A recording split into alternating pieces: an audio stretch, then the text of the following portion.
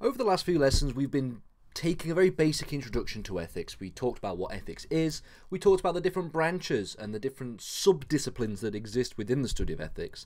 And in this lesson, we're going to start to unpack the different types of ethical principles, the different types of ethical systems that we can actually operate under effectively.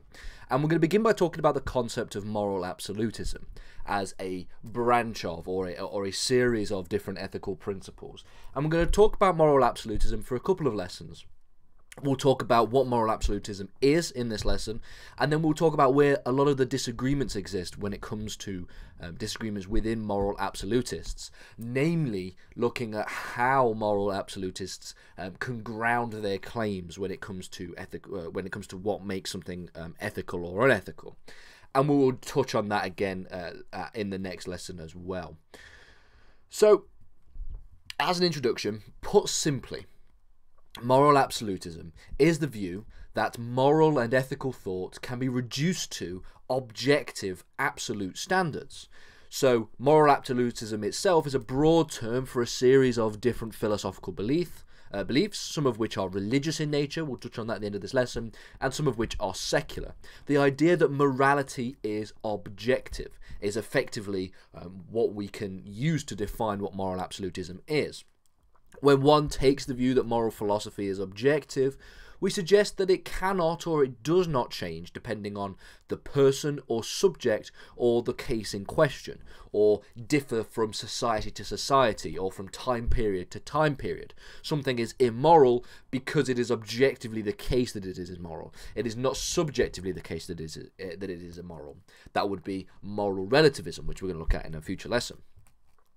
And this entails the assertion that the validity of ethical standards cannot be subjective. It cannot be subject to the individual person who is engaging in the particular ethical situation, or the society in which that person lives in. So, when we talk about moral absolutism, we are effectively describing universal ethical principles. There are two main tenets of absolutism, of moral absolutism, and this is the principle of moral objectivity, as well as the idea of moral universability or universalizability. We're talking about looking at universal principles that, regardless of where we are in the world, what time period we're in, it is always right or is always wrong to act in a particular way. This is essentially the view that moral values and norms are universal. They will not differ from society to society at any point in history. This time, 1,000 years ago, different ethical rules and ethical principles were seemingly very different. Well, according to a moral absolutist, this is not the case. According to a moral absolutist and to moral absolutism, the same things that are immoral 1,000 years ago are immoral today. Societies may differ in, say, for example, their understandings of these universal moral principles, but they are still right or wrong on the basis of universal moral law. So one of the ways in which a moral absolutist will explain why there are seemingly different ethical principles from society to society or from time period to time period. I use the example again of the society 1,000 years ago being very different to a society today in terms of their ethical standards. And they would explain, or at least one way they could explain that is, the universal principles are still there. It is just that their society's understanding of these principles is what's changed. It's always been universally the case that, for example, murder is immoral or is wrong. But there might be a society in which murder was acceptable. And that's not because the actual ethical principle was different, but rather because the society has a different understanding of these universal moral principles. Another good example is of what I've put here. The idea that racial discrimination may have been accepted before the civil rights movement in the USA, that's not to say that it is somehow moral because of that fact. It was somehow moral back before the Civil War, for example, that people kept slavery, people kept slaves. That is not something that was just moral. It was always immoral. It is just society had to come to understand that immorality in its own time. So what this does is effectively divorce societal norms from principles of moral philosophy, which is a good way of delineating between what a society believes and what the ethical principles actually are. According to the philosopher Louis Pojman, for an ethical framework to be morally absolutist, it only needs to accept one principle of ethics to be universal.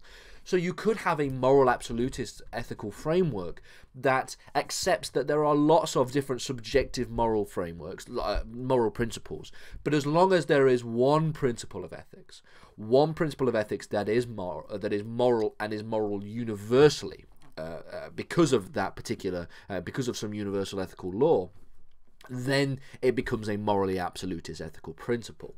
This suggests that what may seemingly be relativist on the surface can nevertheless be an absolutist moral principle if there's at least one absolute ethical universal law. Take the example, for example, the act of genocide. Genocide is, and should be, universally considered to be a moral and ethical wrong. It's something that is obviously very, very terrible. One could be very uncomfortable making the prescription that genocide may be morally correct in certain circumstances. This is not to suggest that there are no ethical systems that would make that claim and would defend that claim, and we will come to those systems in the future, in future lessons. And those systems may be correct in some ways. If we decide to use some thought experiments and stretch the limits of ethical understanding to the very highest of standards, then we might get to a situation where we can construe philosophy in such a way, and we will get to that in the future. But if we were to suggest that it is almost universally considered to be a moral and an ethical wrong, therefore any principle that accepts genocide to be morally wrong will be an absolutist principle according to Pojman. If we have an ethical principle that you might think is relativist on the surface, but it has a universal acceptance of the immorality of something like genocide, then according to Pojman, this is actually an absolutist principle. The thing that we have a problem with when it comes to moral absolutism is the ability to ground our moral claims. The existence of universal moral philosophy is not something that moral absolutists will disagree on. They agree that there are universal principles. Most of them will agree that there are more than one universal principles of moral philosophy.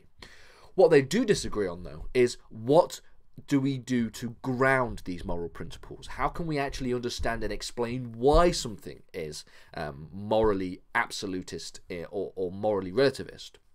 Why are there some moral rules? We know that genocide is an immoral act regardless of any subjective case. Let's just accept that to be the case for now. I promise we will challenge that assumption in the future. But why is it the case? What is it that actually grounds these absolutist principles?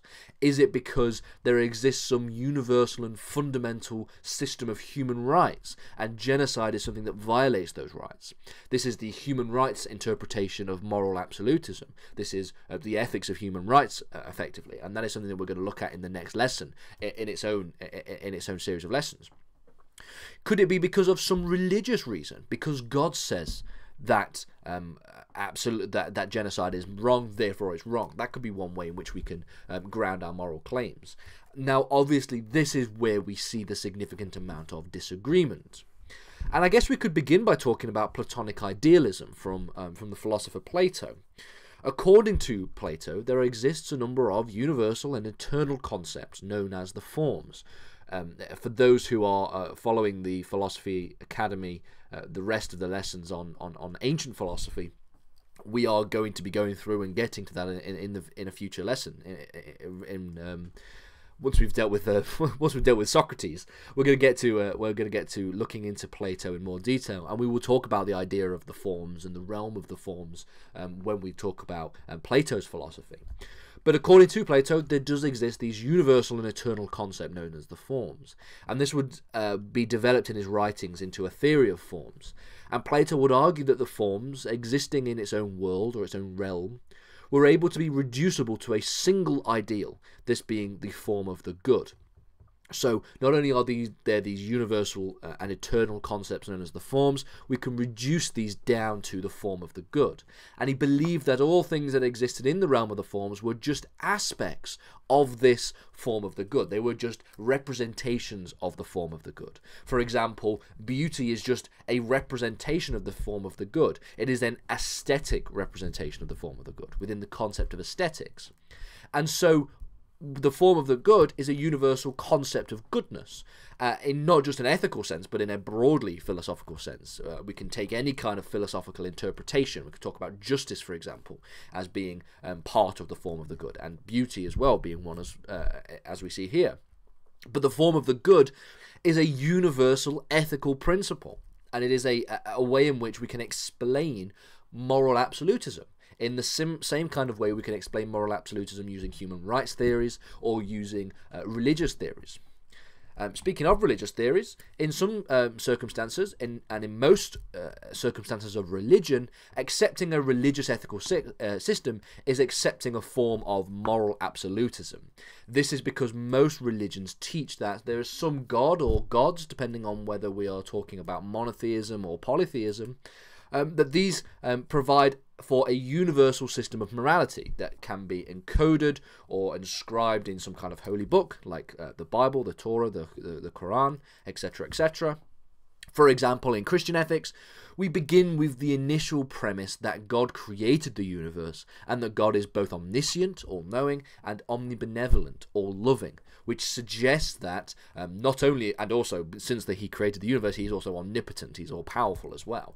And what God created was good, and what God creates is goodness, and the principles of ethics and the principles of morality that we look to when we look at the Bible, for example, shows us how to live a moral and just life. Either be whether that be through looking at moral teachings in the Old Testament, or maybe looking at the teachings of Jesus in the New Testament. These are different ways in which one can be able to understand ethics as an absolutist way. For God, there is no relativist understanding of ethics. This is where the teachings of His moral teachings are universal. So that's two ways in which we can ground moral absolutism. We can ground it, if we want to go down a Platonist route. We can talk about the concept of idealism and the realm of the forms. That's one way in which we could do it. We could talk about religion. This is another way we can do it. In the next lesson, we're going to talk about how human rights theory has been an ever-growing and increasingly developing area of law and sociology and politics and geopolitics, and how human rights theory can provide a basis for moral absolutism as well.